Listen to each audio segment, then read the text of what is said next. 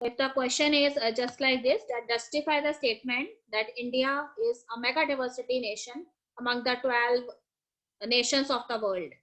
ठीक है, in order to give answer to this question you have to write, ठीक है, इसमें आप इस तरह से लिखेंगे, India has 2.4% of the world's land area, but the global species diversity that is shared by India is 8.1%.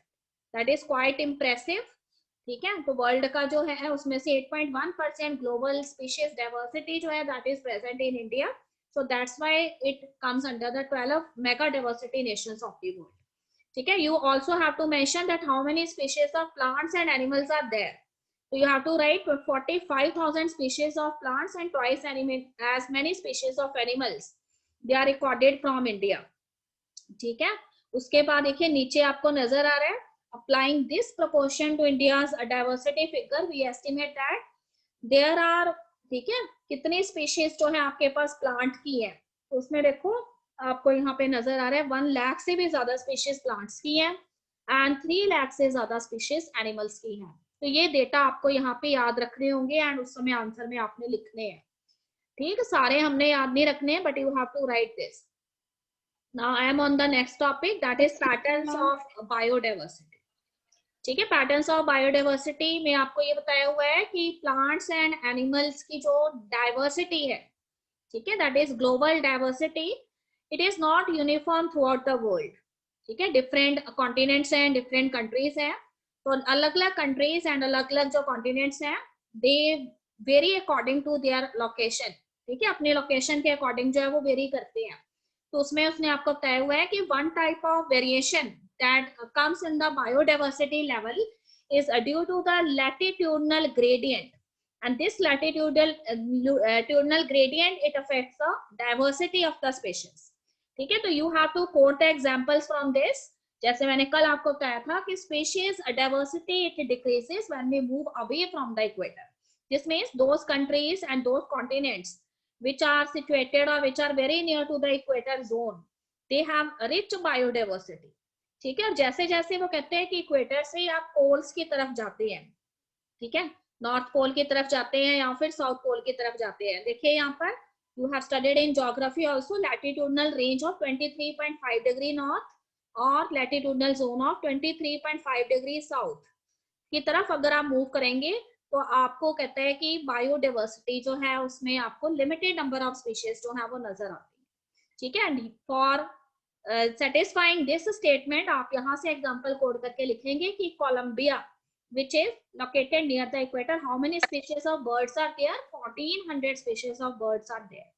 ठीक है, and whereas in New York, because New York जो है वो polar region में present है, ठीक है, 41 डिग्री नॉर्थ पे है, तो how many species of birds are there? Only 105 species. तो देखो जहाँ पे 1400 species है उसके कंपैरिजन में सिर्फ न्यूयॉर्क पे कितनी स्पीशीज है? 105 स्पीशीज हैं बर्ड्स की. और अगर और ज्यादा वो कहते हैं कि आप नॉर्थ रीजन की तरफ जाते हैं, ग्रीनलैंड की तरफ जाते हैं, तो ये बर्ड्स की स्पीशीज और कम हो जाती है. कितनी रह जाती है? ओनली 56 स्पीशीज बर्ड्स की रह जाती है. ओके बेटे, उसी तरीके से कहते हैं कि if we compare this data for India, तो India is a mega diversity nation, तो इसलिए अगर 1400 जो है वो सबसे ज्यादा बर्ड्स की स्पीशीज कोलंबिया में मिलती हैं, तो इंडिया के अंदर भी कोई कम नहीं मिलती. कितनी मिलती है? 1200 स्पीशीज बर्ड्स की इंडिया में मिलती है. तो इससे पता लगता है कि इंडिया जो है उसमें बायोडाइवर्सिटी रिच नेशन है. ओके बेटे, फिर देखिए यहाँ पर फॉरेस्ट की उसने बात की है, तो कहते हैं कि forest in a tropical region like Ecuador has 10 times as many species of vascular plants as a forest which is present in the temperate region that is midwest of the USA. ठीक है, तो north pole के आसपास जो है ये present रहेगा country, ठीक है, अमेरिका. तो उसमें कहते हैं कि वहां पे जो प्रेजेंट फॉरेस्ट होंगे, जो टेम्परेट रीजन में प्रेजेंट फॉरेस्ट है, उसमें स्पार्स डिस्ट्रीब्यूशन है स्पीशीज का, मतलब स्पीशीज जो है वो कम है. तो यहाँ पे उसने एग्जांपल दिया आपको वेस्कुलर प्लांट्स का. तो वेस्कुलर प्लांट्स की maximum species they are present in the tropical regions like Ecuador. ठीक, and as compare to the temperate region, ठीक है, मिड वेस्ट ऑफ यूएसए, वहां पर कहता है कि वेस्कुलर जो प्लांट्स हैं उनकी स्पीशीज जो है वो बहुत कम है. ठीक बेटे, इसके अलावा देखिए you have to give one more example of the Amazon rain forest, and this Amazon rain forest they are present in South America and they are also known as the lungs of the earth. मैंने बहुत बार आपको छोटी classes में भी बताया था कि Amazon rain forest जो है उनको लंग्स ऑफ द अर्थ के नेम से जाना जाता है। Greatest biodiversity is found on the earth in Amazon rain forest. ठीक है, how many species are present there, तो 40,000 से भी ज्यादा स्पीशीज प्लांट्स की हैं एंड 3,000 से ज्यादा स्पीशीज फिशेज की हैं। बर्ड्स भी खूब सारे प्रेजेंट हैं। ठीक बेटे, मैमल्स, एम्फीबियंस की। और सबसे इंटरेस्टिंग बात तो है वो ये है कि still there are so many species that are present in the rain forest. ठीक, and these species are not discovered yet. ठीक है, अभी तक उन स्पीशीज को डिस्कवर नहीं किया गया। ऐसी स्पीशीज 2 मिलियन से भी ज्यादा वहां पे इंसेक्ट की स्पीशीज हैं जिनको अभी डिस्कवर किया जाना और आने वाले टाइम में उनकी नेमिंग करना जो है वो कहते हैं कि जरूरी है। ठीक, क्योंकि एक्सटिंक्शन का रेट जो है स्पीशीज का काफी ज्यादा है। उसके बाद देखिए बेटे, वन क्वेश्चन जो डायरेक्टली यहाँ से आ जाएगा, why is so special about tropics that might account for their greater biological diversity. ठीक है, ट्रॉपिक्स जो है उनमें क्या ऐसी खास बात है जहाँ पे वो कहते हैं कि बायोलॉजिकल डाइवर्सिटी मैक्सिमम है as compare to the temperate region. ठीक, अगर सभी बच्चों के हाथ में पेंसिल है तो लिख लेंगे कि ट्रॉपिकल रीजन्स जो है वो जनरली ऐसे रीजन्स को कंसीडर किया गया है जहाँ पे नॉर्मल टेम्परेचर जो है वो ऑपरेट करते हैं। एंड टेम्परेट रीजन्स जो है वो एक्सट्रीमली कोल्ड रीजन्स की बात की गई है जहाँ पे जनरली ग्लेशियर्स प्रेजेंट है या फिर टेम्परेचर इज वेरी लो। तो कहते हैं कि ट्रॉपिकल रीजन्स जो है वहाँ पे maximum biodiversity is present, whereas in the temperate regions जैसे यूएसए है, कनाडा है, वहां पर वो कहते हैं कि बायोडाइवर्सिटी जो है that is less. So different ecologists, evolutionary biologists, they have proposed various hypotheses for this. ठीक है, one of the major cause here, but the scientists they have discussed is speciation. ठीक है, what is speciation? Speciation is the process of evolution of the species. तो उसमें कहा है कि speciation जो है वो टाइम से रिलेटेड फंक्शन है। जो टेम्परेट रीजन्स हैं उसमें वो कहते हैं कि what is the special thing कि these temperate regions they are generally covered with glaciation. यहाँ पे अक्सर स्नोफॉल होती रहती है and through out the year जो है वो स्नोफॉल जो है होने की वजह से एक जैसा वहां पे टेम्परेचर बना रहता है।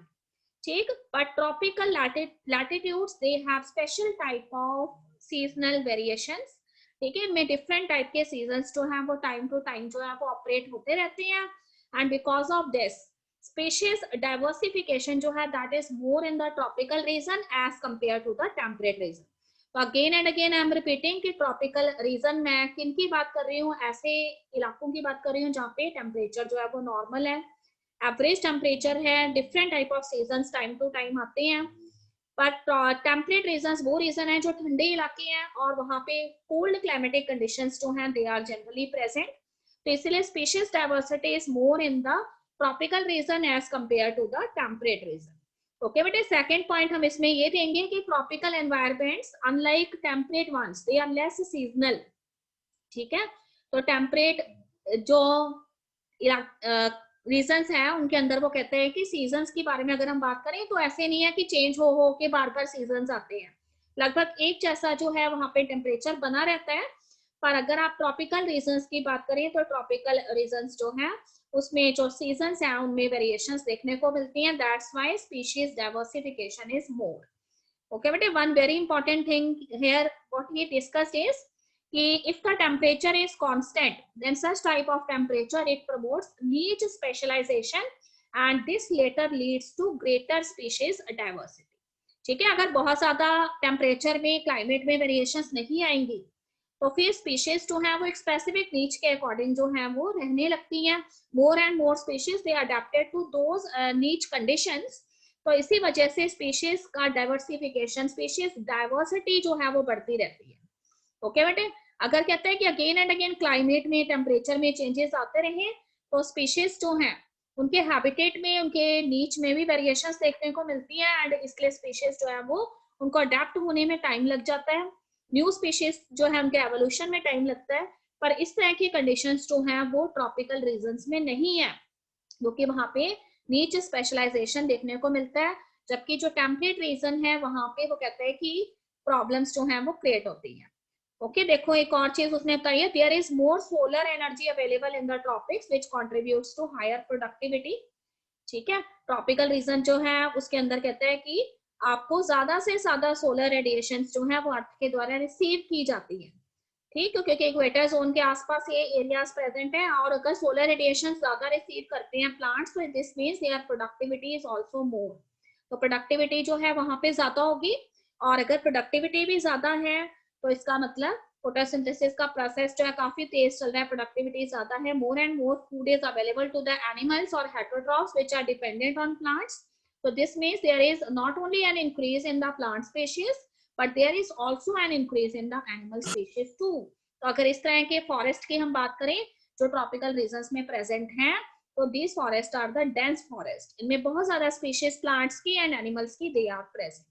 ओके बेटे, तो अगर आपसे ये पूछा जाता है कि ट्रॉपिकल रीजन जो है इनमें बायोडाइवर्सिटी रिच क्यों है as compare to the temperate region, then these 3 points you have to write in your answer. Okay students, next topic is species area relationships. ठीक है, एरिया के साथ स्पीशीज का क्या रिलेशनशिप है? तो first time so many experiments that are done by the scientist, ठीक है, and he was the German naturalist and geographer and his name was Alexander von Humboldt। ठीक है, तो Humboldt जो थे उन्होंने बहुत सारे साउथ अमेरिकन जंगल्स जो है उनके अंदर काफी टाइम तक उन्होंने एक्सप्लोर किया, and on the basis of that he gave his observation। and what is his observation? तो उन्होंने क्या कहा अलेक्जेंडर हम्बोल्ट ने? उन्होंने कहा कि within a region species richness increased with increasing explored area. ठीक है, देखिए इसको कैसे समझेंगे कि जब आप किसी फॉरेस्ट के अंदर एंटर करते हैं तो फॉरेस्ट जो है उसके जो टर्मिनल रीजन्स हैं या उसकी जो बाउंड्रीज है वहां पर आपको स्पीशीज की रिचनेस जो है वो कम नजर आती है। But as soon as you enter deep into the forest, किसी भी वुड में या फॉरेस्ट में आप ज्यादा से ज्यादा अंदर जाते हैं तो स्पीशीज की जो रिचनेस है वो इंक्रीज होती रहती है। तो हम्बोल्ट यही कहते हैं, उन्होंने अमेरिकन जंगल्स जो है साउथ अमेरिकन जंगल्स के अंदर काफी ज्यादा उन्होंने एक्सप्लोरेशन किया और उनके बेसिस पे उन्होंने अपना ये ऑब्जर्वेशन दिया कि स्पीशीज रिचनेस जो है आप जितना ज्यादा एरिया एक्सप्लोर करेंगे उसके साथ साथ क्या होती जाएगी, बढ़ती चली जाएगी। ठीक है, पर only up to a limit, ऐसा नहीं है कि हमेशा ही इंक्रीज होती रहती है, एक पर्टिकुलर लिमिट तक जो है वो इंक्रीज होती है। मतलब आप जो है फॉरेस्ट के सेंटर तक जाएंगे आपको मैक्सिमम स्पीशीज डाइवर्सिटी नजर आएगी, पर सेंट्रल जोन से फिर से अगर आप पेरिफेरल जोन की तरफ मूव करेंगे तो ये स्पीशीज डाइवर्सिटी जो है इट कीप ऑन डिक्रीजिंग। तो उन्होंने कहा कि स्पीशीज रिचनेस जो है वो डायरेक्टली प्रोपोर्शनल है एरिया एक्सप्लोर्ड के। ठीक है, जितना ज्यादा एरिया आप एक्सप्लोर कर लेंगे उसमें स्पीशीज डाइवर्सिटी जो है वो बढ़ती जाती है, स्पीशीज रिचनेस इंक्रीज होती है, पर एक सर्टेन लिमिट तक इंक्रीज होती है। After achieving that limit the species richness it later decreases. Okay, तो ये चीज जो है उन्होंने अलग अलग टेक्सा जो है उसके लिए स्टडी की है, जिसमें plants, birds, bats, fresh water fishes whatever is available in those jungles, उनको लेकर उन्होंने जो है इसको ग्राफिकल मेथड से कैसे रिप्रेजेंट किया है। यहाँ पे देखिए, if you plot the species richness against the area explored, ठीक है, what kind of graph you obtain? The graph is in the form of A rectangular hyperbola. ठीक है, रेक्टेंगुलर हाइपरबोला जो है वो आपको ये बताता है कि as soon as you enter into the forest initially what happen, the species richness is very less, but as soon as you explored more and more area, जैसे जैसे आप ज्यादा से ज्यादा एरिया जो है एक्सप्लोर करते जाते हैं द स्पीशीज रिचनेस जो है वो इंक्रीज होती रहती है। फिर यहाँ पे देखिए ग्राफ जो है वो आपको उसका स्लोप जो है वो स्टेशनरी होता हुआ नजर आ रहा है, मतलब एक पर्टिकुलर जोन तक आप फॉरेस्ट के सेंटर तक जब पहुंच जाएंगे तो स्पीशीज रिचनेस जो है वो अपनी मैक्सिमम पीक जो है उसको ऑब्टेन कर लेगी, और उसके बाद फिर जब आप उस जोन को पास कर देते हैं and you comes out from that forest या फिर you proceed towards the end of the forest, so then the species richness it keep on decreasing। ठीक है बेटे, तो इस केस में वो कहता है कि ये जो डेटा है that is not only for a particular taxa, it is applied to all the taxa that is present in the forest, and on the basis of his observation he has given one equation। तो यहाँ पे आपको equation नजर आ रही है, on logarithmic scale the relationship is in the form of a straight line। ठीक है, तो स्टेट लाइन इक्वेशन की फॉर्म में है ये, जिन बच्चों ने मैथ्स पढ़ा हुआ है उनको पता है स्टेट लाइन इक्वेशन क्या होती है। तो उसमें देखो यहाँ पे log s जो है that is equal to log c plus z log a। ठीक है, इक्वेशन उन्होंने डिराइव किया, यहाँ पे सिर्फ आपको इक्वेशन जो है उसको देखना है। तो s यहाँ पे स्पीशीज रिचनेस है, a is the area explored bye the scientist, and here what is z? Z is the slope of the regression coefficient. ठीक है, z जो है यहाँ पे regression coefficient जो है उसका slope है. तो इकोलॉजिस्ट जो है y is the c is the y intercept. ठीक, उसके बाद देखिए कहते हैं कि z की जो वैल्यू है which is known as the regression coefficient, वो जो है वो लगभग 0.1 से लेके 0.2 के आसपास रहती है, चाहे आप कोई भी टैक्सोनॉमिक ग्रुप लेते हैं या कोई भी रीजन ले लेते हैं. ठीक है, तो स्लोप जो है वो लगभग जो है हर एक टैक्सा जो है उसके लिए सेम रहता है या हर एक रीजन के लिए सेम रहता है. पर ये जो रिलेशनशिप है स्पीशीज एरिया रिलेशनशिप, अगर आप इसको बहुत ही लार्ज एरियाज के ऊपर अप्लाई करते हैं, ठीक, if these observations they are applied on a larger area, for example if you are talking about the entire continent instead of a single forest, ठीक, तो उस केसेस में what is the special thing, the slope of the line it becomes more steeper. तो किसी भी continent में वो कहते हैं कि कोई भी एक स्पीशीज जो है कॉन्टिनेंट में मैक्सिमम अमाउंट में हो सकती है अदर स्पीशीज के कंपैरिजन में.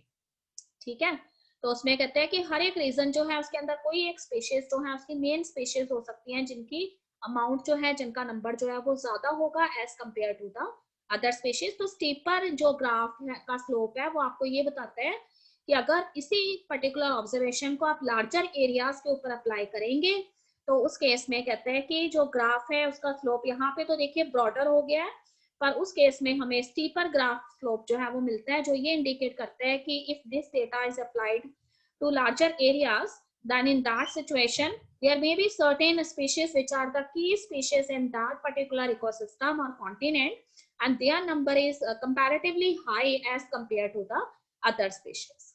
okay बेटे, तो कहते हैं कि उस केस में डिफरेंट कॉन्टिनेंट्स के लिए जो है ये वैल्यू जो है वेरी कर सकती है रिग्रेशन कोफिशिएंट की, and the slope it is found to be 1.15 के आसपास. ठीक, यहाँ तक किसी स्टूडेंट को कोई problem? Yes students, any problem is there? Shall I repeat it again?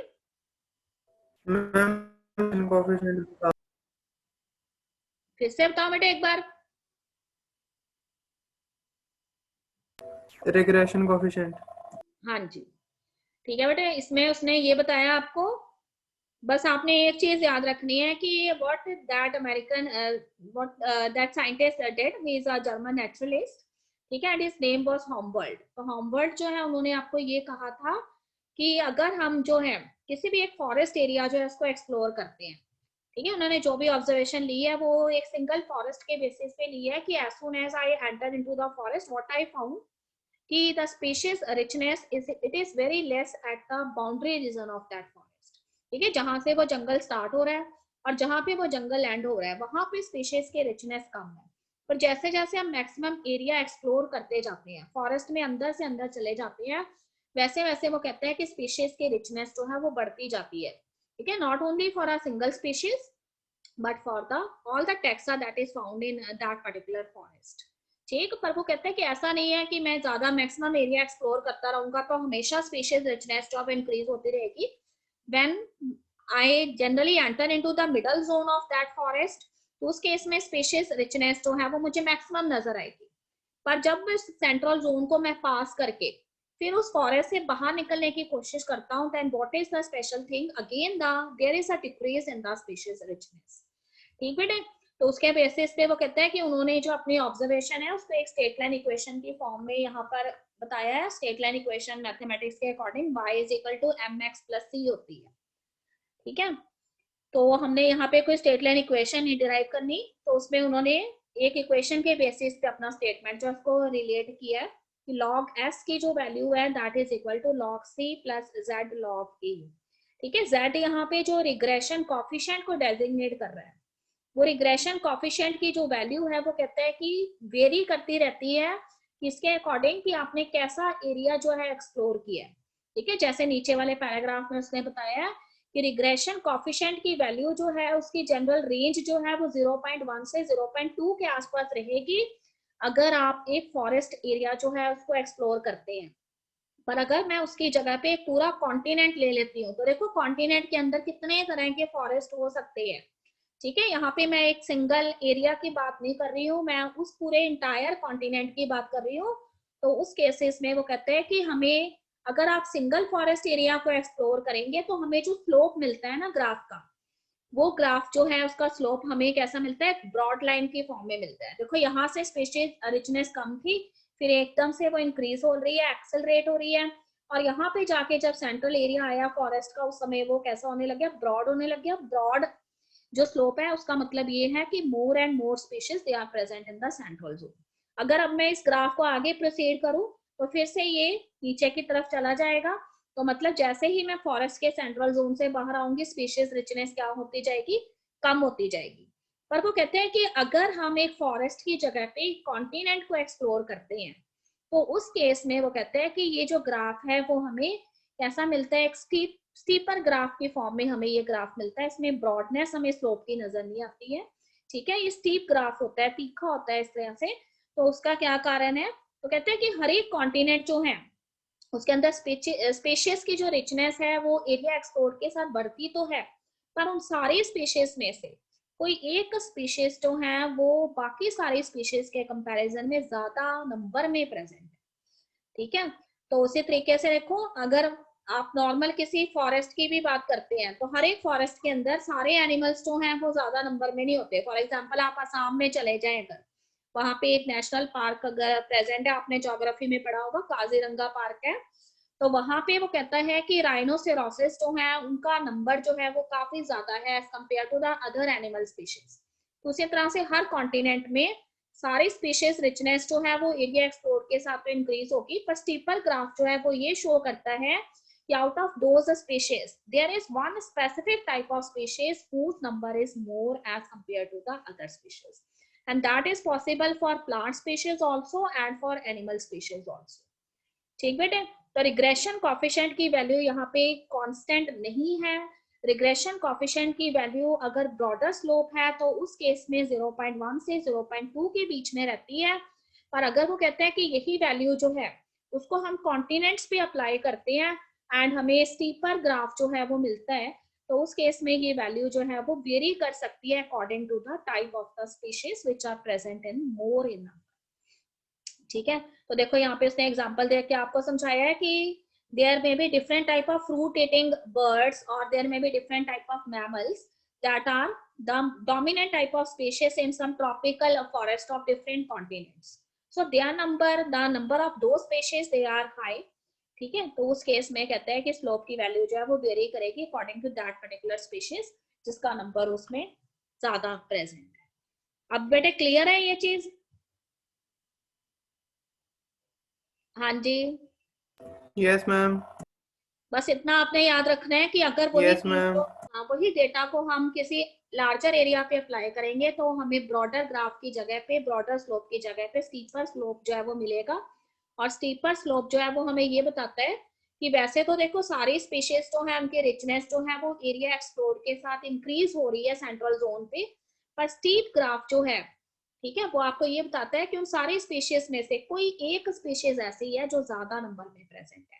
चाहे वो वेस्कुलर प्लांट हो सकते हैं किसी जगह पे, जैसे अमेज़न रेन फॉरेस्ट है तो उसके अंदर वो वेस्कुलर प्लांट्स हो सकते हैं, ठीक है। कोई और फॉरेस्ट है उनके अंदर जो है वो कुछ स्पेसिफिक टाइप के एनिमल्स हो सकते हैं। ऑस्ट्रेलिया कंटिनेंट की तरफ आप चले जाएंगे तो वहाँ पे एनिमल्स की स्पीशीज में कंगारूज जो है वो मेन एनिमल्स हैं, तो उनकी वहाँ पे नंबर जो है वो ज्यादा रहेगा। उसी तरह से इंडिया के अलग अलग फॉरेस्ट में आप चले जाएंगे तो कोई प्लांट या फिर कोई स्पेसिफिक एनिमल की स्पीशीज वहाँ पे स्टीपर स्लोप जो है उसको शो करती है। ओके बेटे, अब मैं पेज नंबर 262 पे I am on the next topic, the importance of species diversity to the ecosystem. What is given in this topic? There are so many species that are present in the ecosystem. So there is one question that generally come in our mind, that each and every species, is it really important for the functioning of the ecosystem? कहते हैं कि इतने सारे ecosystem के अंदर species present हैं, तो क्या हर एक स्पीशीज जो है उसका एक इम्पॉर्टेंट फंक्शन है इकोसिस्टम में, या फिर अगर वो स्पीशीज मिसिंग रहती है तो उसकी वजह से इकोसिस्टम की फंक्शनिंग पे उसका क्या असर होता है, ठीक है। तो different ecologies they have given different type of answer for this, ठीक है। What the ecologies they generally observed by majority of experiments done by them, उन्होंने ये ऑब्जर्व किया कि किसी भी कम्युनिटीज के अंदर अगर ज्यादा से ज्यादा स्पीशीज प्रेजेंट हैं तो that community is more stable as compare to those communities which have lesser number of species. ठीक है बेटे, ये तो जनरल सी बात है, अगर इसको आप नेचुरल अपनी डेली लाइफ पे भी आप अप्लाई करें, ठीक है, तो कहते हैं कि कोई भी चीज अगर ज्यादा क्वांटिटी में प्रेजेंट होगी तो उसके ऊपर कोई भी एडवर्स कंडीशंस जो है उसका लेस इफेक्ट होगा, और ऐसी चीज के कंपैरिजन में जो कि लेसर अमाउंट में प्रेजेंट है। तो इस तरह से उन्होंने ये कहा कि ऐसी कम्युनिटीज जिसमें ज्यादा से ज्यादा नंबर ऑफ स्पीशीज हैं, जो स्पीशीज रिचनेस रखती हैं, वो कम्युनिटीज कैसे कम्युनिटीज हैं, स्टेबल कम्युनिटीज हैं उन कम्युनिटीज के कंपैरिजन में जिसमें कि लेसर स्पीशीज हैं। ठीक बेटे, इसको एक जनरली एक कॉमन एग्जांपल अगर मैं आपको दूं तो I can give you the example of a sugar cane field. ठीक है, so there is a simple type of disease that generally low down the yield of the sugarcane plant. ठीक है, there is one bacterial disease. I think the name of the bacterium is Colletotrichum falciparum.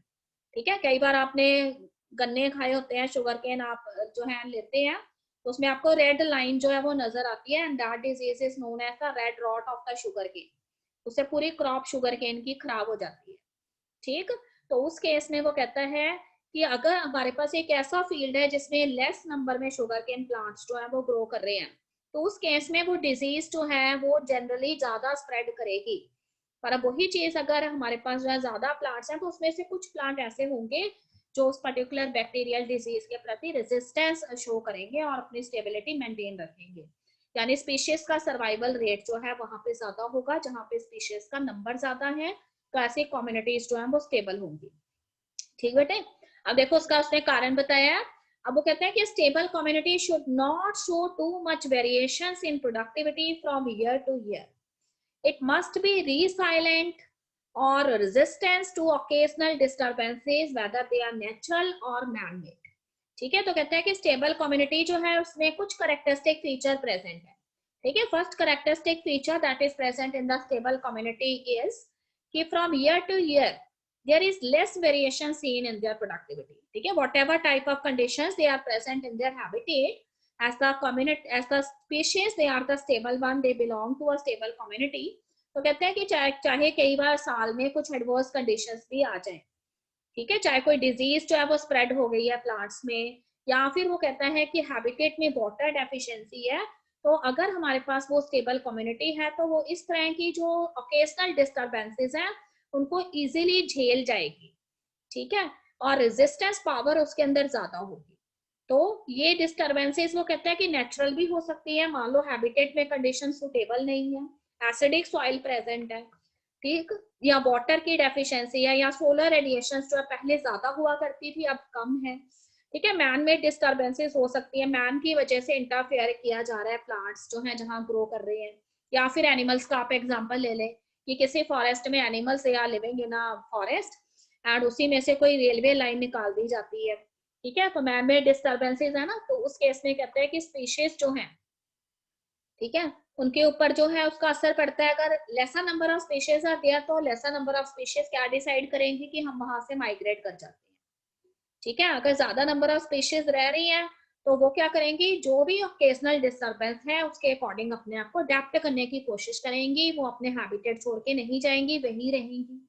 ठीक बेटे, और दूसरी एक चीज और बताई है, कहते हैं कि those communities which are the stable communities they are also resistant to invasion by the alien species। ठीक है, what are alien species? alien species वो species होती हैं जो उस particular native area की नहीं होती, किसी दूसरे एरिया से वो है एक पर्टिकुलर हैबिटेट में एंटर कर जाती हैं और वहां की नेटिव स्पीशीज जो है उनको जो है थ्रेट प्रोड्यूस करती है। ठीक है, फॉर एग्जांपल कैरेट ग्रास जैसे हमारे कंट्री में एंटर कर गया है।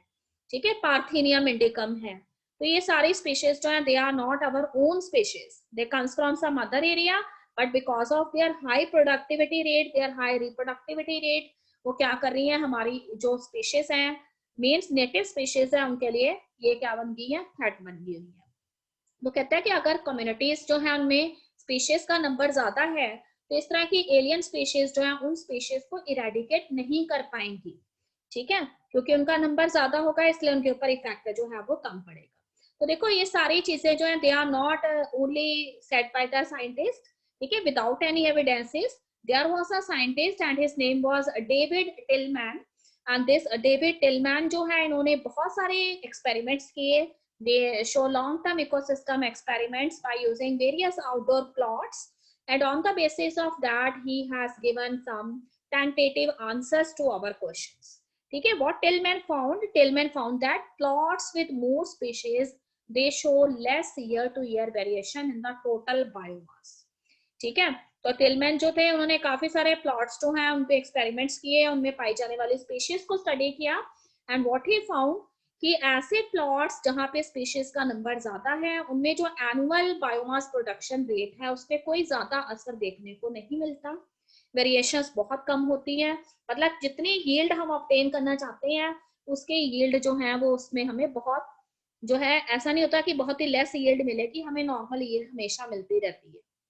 पर ऐसे प्लॉट्स जिनके अंदर लेसर नंबर ऑफ स्पीशीज है, if some pandemic it spread in that area, तो उस एक एरिया में क्या होगा, स्पीशीज जो है उनका एक्सटेंशन जल्दी हो जाएगा, प्रोडक्टिविटी रेट जो है वो कम रहेगा.